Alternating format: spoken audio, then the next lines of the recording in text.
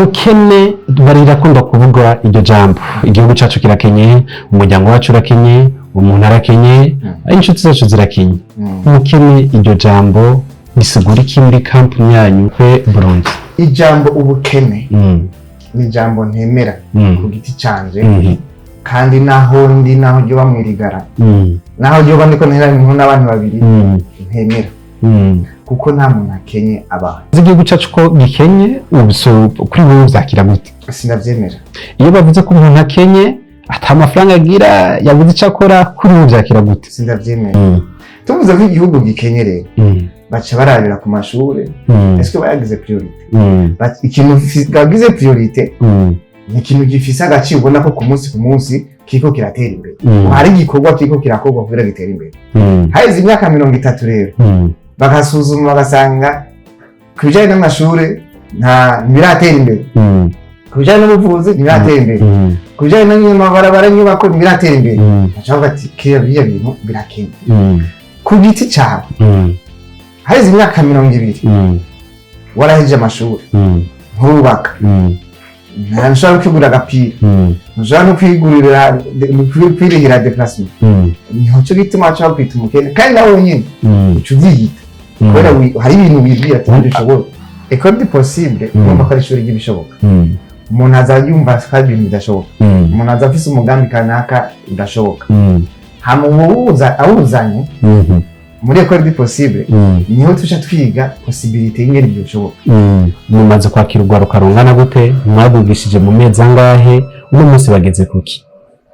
Turamaze kwigisha umwuga urwaruka rushika hafi 200, bize guteka, bize gusudira, bize gukora amasabune, bize gushona, bize gukora imikate n'ibindi. Ubu bamwe bakora mu ma entreprise atandukanye, harimo ama hotellerie, harimo ama restaurant, harimo abaronse ubuzi mu yandi ma entreprise akora mu by'amasabune. Arahirije amashuri, araronsa akazi, amaze imyaka 50 ariko yishura ideni. Iyo myaka 50 bikaza guhurirana yayanzu, bikaza guhurirana yinjira muri passion.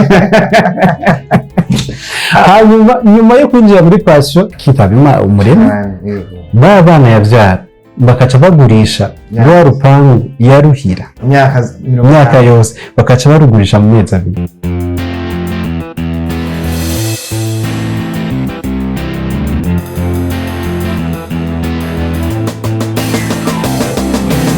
Yes, bakunze open mic. My name is Patrick. Ndi kumwe n'umujene yiteje imbere. Hariho abantu bama biteze ko baza kwafisha amafishaje, hari abandi batagize amahirwe yo gushika mu ishuri bivanye n'igihe twaciyemwo c'ingorane, ariko ni kwijukira kuja ku ishure, urupapuro rufite ico rumaze, ariko babifuza kumenya umwuga apare yo kutaja ku ishure, apare kuja ku ishure bagaheza bakamenya umwuga, imyuga itandukanye, plomberi, gusudira n'ibindi muri rusange, bikababera kazoza keza, bigatuma ashobora no kubaka ugwiwe rukagenda neza muri rusange nkuko byama bigenda ku bandi bantu. Ndakora mu kije namaro neza. Akazina kaye Beri Francis Ngabirano, y'abandi mu entrepreneur. Iyo bavuze mu entrepreneur bashatse kuvuga iki muri rusange? Mu entrepreneur kuri jewe umuntu avukana intumbero ayo yica agomba gushikako, hanyuma akagerageza kwegeranya ibitari bike bikenewe kugira ngo ashobore gushika kwiyo ntumbero, kandi atafise ubwoba intambamye azohura. Mu entrepreneur ashika ku ntego yiwe canke ku mugambi wiwe vyagenze gute muri rusange? Umu entrepreneur nk'akaro cambere nuko abanza kubaka ubuzima bwiwe, kubera n'umuntu imbere yuko atunga entreprise n'umuntu. Umuntu akeneye kwambara, umuntu akeneye kufungura, umuntu akeneye kubaho socialement, atunze umuryango, afise umugore n'abana bategeza kwiga. Bisigura ngo entreprise ya mbere umu entrepreneur yashitse ku ntego no gutunga umuryango we.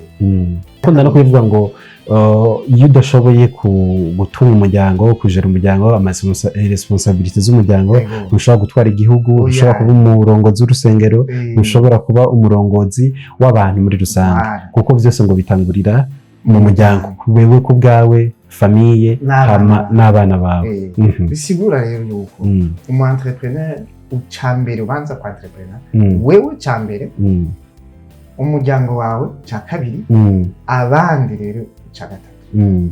Rero igihe rero uvuga ati jewe nashitse ku ntumbero yawe ni icambere cy'umuryango wawe n'amahoro, ubanye neza n'umugore wawe, ubanye neza n'abana bawe, bakenera amara kuja kw'ishuri bakagenda babaye neza mu ngene bariko baraba. Hama ikindi sivyo gusa, ukaca rero uba umuntu ushobora gupartaja intego yawe, ishifuzo cyawe yereka ufise ku muryango wawe mbere no ku bandi. Niho rero haca hava yuko havamwo abaza ati twokorana ibintu bibiri. Ushobora kuba uri kuri entrepreneur mujanye no kurima, ushobora kuba uri kuri entrepreneur mujanye n'amaformation, ushobora kuba uri kuri entrepreneur mujanye na media. Ukaca ubona rero umaze kuyikora haraja abandi bantu ibi bintu ça m'intéresse, ese noshiramo nanje twokorana. Nta muntu ashaka kukubwira ngo twokora atabyibona atabona icyo twakora. Bisigura rero yuko entrepreneur ni uwo muntu afite igicapo kimeze uko muri rusange. Afite ikibazo n'igicapo. Umukene barirakunda kuvuga iryo jambo. Igihugu cyacu kirakenye, umuryango wacu urakenye, umuntu arakenye, inshuti zacu zirakenye. Umukene iryo jambo risigura iki muri kampani yanyu APE yanyu association APE Burundi? Ijambo ubukene ni ijambo ntemera ku giti canje, kandi naho ryo bamwirigara, naho ryo bandiko ntera ni n'abantu babiri ntemera, kuko nta muntu akenye abaho. Iyo bavuze igihugu cyacu ko gikenye kuri wewe uzakira gute? Sinavyemera. Iyo bavuze ko umuntu akenye ata amafaranga agira yabuze icyo akora, kuri wewe uzakira gute? Sinavyemera. Hoko iki kugira ngo umuntu ntitwe kare mukene yive iryo jambo? Ikibazo ni gute none ko iki babivuga? Ya ko iki babivuga ati kube kukenye, ko iki bavuga ko iki gihugu gikenye? Ni kubera yuko ubukene nubwo n'ubushobozi ni kubura k'ubushobozi bwo kuronka icyo ukeneye. Gute? No kuvuga nk'ubunya umuntu akorana n'ivyimviro. Ibintu uzi ko udashoboye kuronka ntuzobironka. Ibintu udashira mu vyimviro wabyawe ko ari priority ntuzobishikako. Tuvuze ko igihugu gikenye rero baca barabira ku mashure, eske bayagize priority? Ikintu bagize priority ni ikintu gifise agaciro ubona ko ku munsi kiko kiratera imbere. Hari igikorwa kiko kirakorwa kugira gitere imbere. Haize imyaka 30 rero bagasuzuma bagasanga kubijanye n'amashure ntibiratera imbere, kubijanye n'ubuvuzi ntibiratera imbere, kubijanye n'amabarabara nyubako ntibiratera imbere. Bacavuga ati kiriya bintu birakenye.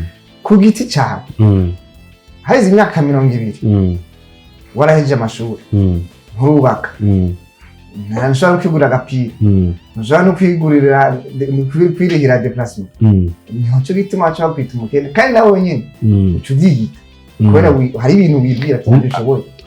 Hari ikintu wibwira nka wa muntu araho yagenda akandika agaproje kiwe mu cumba, mu maca aribwira ati none proje y'imiliyoni 200 koko hagatima kakubwira ati shira ubwenge kugihe.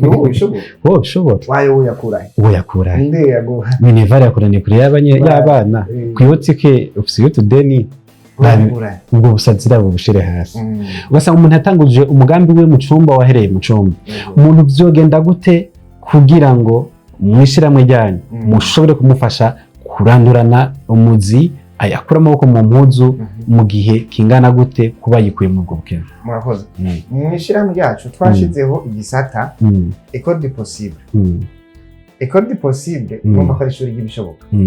Umuntu azayumva kandi ibintu bidashoboka, umuntu azafise umugambi kanaka udashoboka, hamuwuza awuzanye muri école du possible.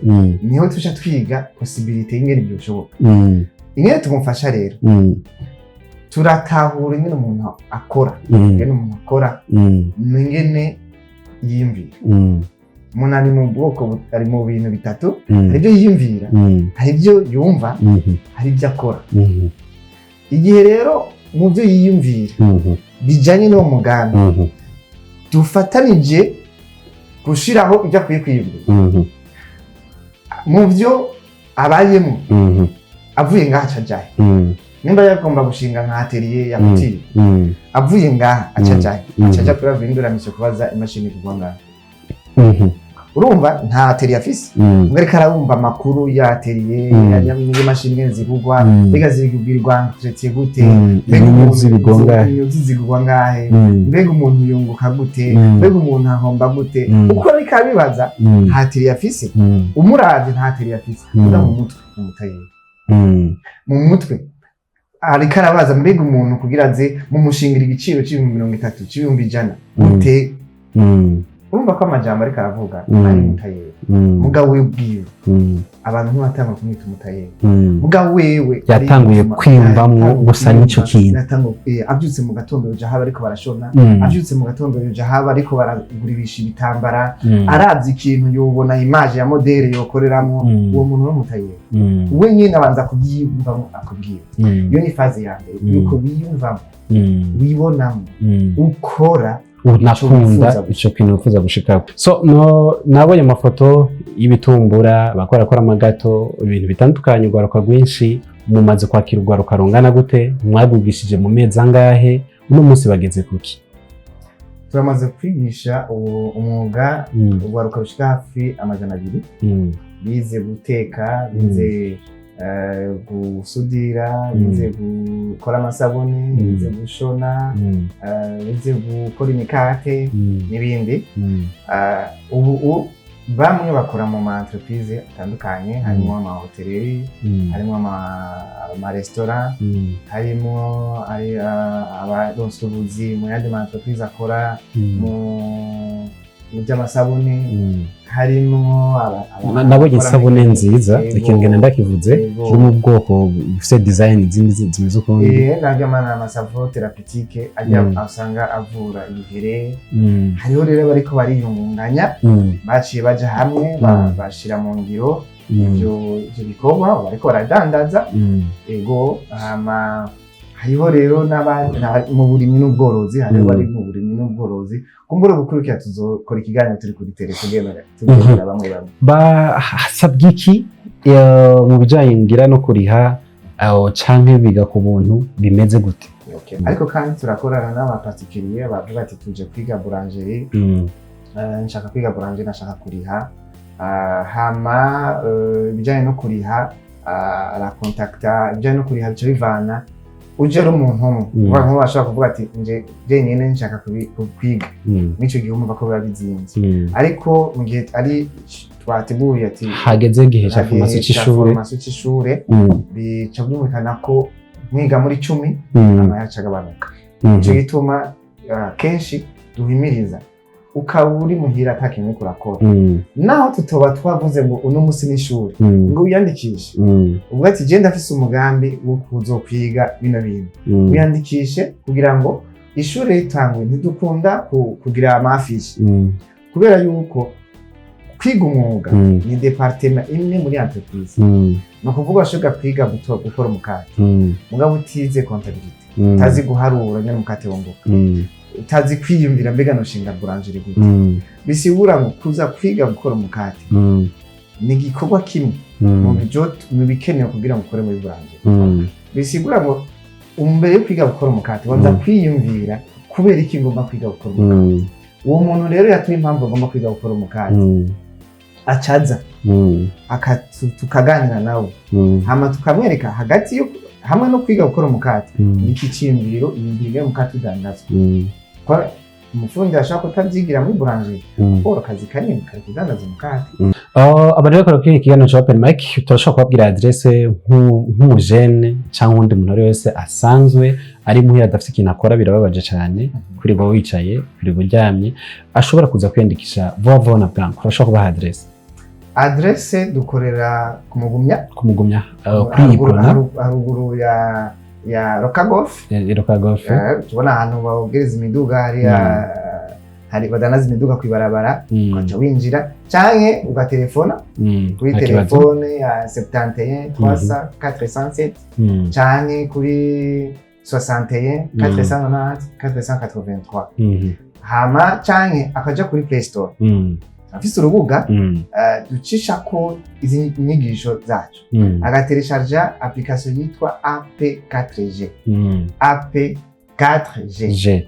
Bibaza ko zino nimero ziri kuri screen barazibona. Ego niyo application umuntu ari Gitega mu Ruyigi mu Cankuzo n'Imwaro hagati mu gihugu wewe bimeze gute muri rusange? Muco gihe nico gituma twaciye dushiraho urubuga ducisha ko inyigisho zacu.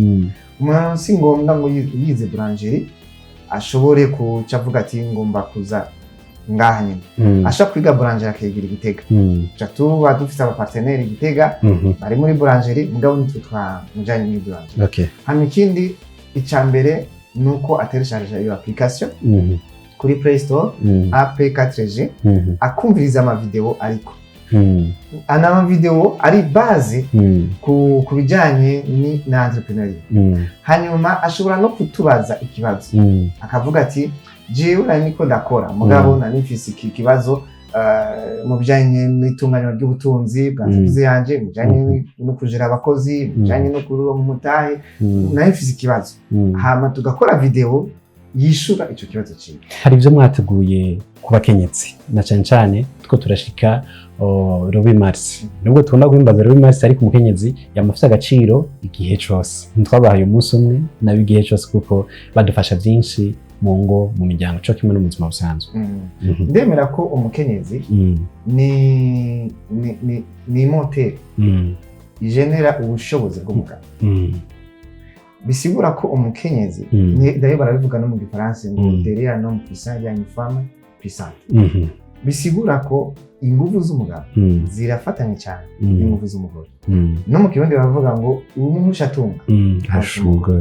Bisigura ngo dushaka kuvuga iby'iterambere umukenyezi ni wa mbere. Tubona muri 8 Mars canke muri ku kwezi abakenyezi tubabona mu myambaro myiza tubabona batamba baririmba ariko ugutera imbere kwa mbere guhera mu mutwe. Umukenyezi afise umutwe umwe n'umugabo. Ivyo umukenyezi umugabo yotahura umukenyezi yotahura. Ubu kwezi rero twagomba dusabe abakenyezi ntibambare neza gusa bambare neza baririmbe batambe baruhuke mugabo wibaze tukukwezi guhera hari ikintu gishasha nshize mu mutwe cyane gishasha habe hari ikintu yumvira ati jewe iyi conference nzoyitaba kugira ngo numve hari ikintu gishasha kijanye n'iterambere nshizeho. Ni APE Burundi ubona ko musanzwe mufise urubuga cyangwa application isanzwe yorohereza cyane umudandaza n'ugura n'abanyagihugu bato ushaka gusoma nk'ibiro 10 cyangwa iby'umuceri ibiharage. Ubona ko muri kino gihe kino minsi ibura ry'igitoro bituma ibidandazwa bica vyongerwa agaciro. Hoho muje mufasha iki kuri iyo application ifashike abanyagihugu ikora gute muri rusange bimeze gute? Iyi application umva ko ni APE Burundi twifuza gukora kuzana ku mugaragaro ibintu bishobora gufasha la promotion de l'entrepreneuriat. No kuvuga iyo umuntu ya entrepreneur arakenera logistique no kuvuga ibyo bintu ama déplacement usanga ari karagorana kubera ibura ry'ibitoro. Iyi application rero izofasha ujya muntu adandaza agura uhere kugura kubura ku telefone yiwe ibidandazwa agashobora kubigira commande ku telefone yiwe atagiye ku isoko. Bisigura ngo modoka arenze gucoma igitoro agiye kubaza igiciro ku isoko. Hano ikindi ya application izofasha umurimyi wa ruguru adahora ashiki Bujumbura atazi Bujumbura hari kandi bacu usanga twa tuntu yarimye batuguze kuri make ariko yagishikana mu gisagara yari kuronka kanyungu agasubira karima byinshi bisumbuye. Buryo ugaje usanga rero abanyagihugu ari hariya barakoresha WhatsApp ariko izi ya telefone ntizagenewe WhatsApp gusa zirashobora gukora n'ibindi bikorwa nkaho ubonye ashaka kuyikoresha kandikamwo ati je ndafise turamushiriramo agafishi de stock ati nitwa Desire ufise ibiraya ibiro 300 ufise ibiraya canke ibitoke ibiro 500 wa undi nawe ari ngahe Bujumbura yagize commande nitwa restaurant kanaka muco hanyuma nkeneye ibiraya ibiro 200 zitatu zikwiriye commande rimwe umva ko zishobora kugira icommande itone rimwe. So ikiganiro Open Mic nikaye kajambo bwira abakunzi banyu muri rusange bagerageje kumviriza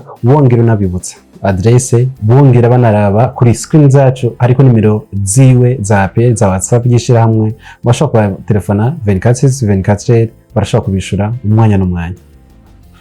Akajambo nababwira nuko kwa entrepreneur kwiyimbira akazoza kawe ukabura umuntu wifuza ejo kuba ufise abana cyangwa ufise abana banze wiyimbira akazoza kawe hanyuma kwa entrepreneur umenye ngo hariho ikintu cyose hariho mukuru wawe hari wagitanguye hariho uwo kwereka inzira icambere higa umuntu yo kwereka inzira ukaba utamufise APE Burundi biciye mu gisata ikunda possible nico tubereyeho gufatanya nawe umuntu atanga umugambi umenga n'imfuvyi gufatanya nawe mbega umucembero cawe wogishika ku gute tubibutsa ko mushobora gutereshaja kuri Play Store APE 4G kugira ngo mukurikirane inyigisho ziriko hama munadusabe n'inyigisho dushobora gushira zishobora guhindura kwishura ibibazo byanyu mukaba mudukeneye kandi mushaka gutelefona ku telefone 61 490 483 canke 71 300 407 zose zirakora kuri WhatsApp. Ufite ikibazo ushaka kwandika urashobora kudusanga dukorera mu Kirundo turakorera mu Yinga turakora mu Cankuzo turakorera mu Cibitoke turakora ngaho Bujumbura kuri kumugumya haruguru ya y'icicaro cy'umugambo wa Iprona yego haruguru canke uciye kuri source dinire entente yego ukarengana entente ushikiranye hari ravage y'imiduga uca winjira. Murakoze cyane kandi abashimire nongera ndarabifuriza kubandanya mwongera Imana bahezaga kugira ngo mugwize ubumenyi bwinshi mu rwaruka kugira ngo ushobore kuva mu byo twita ubukene bakura amaboko mu muzo bakore nk'abandi. Murakoze cyane ndabashimire namwe ama nizere ko urundi munsi tuzoronka kandi tukaganira. Asante cyane.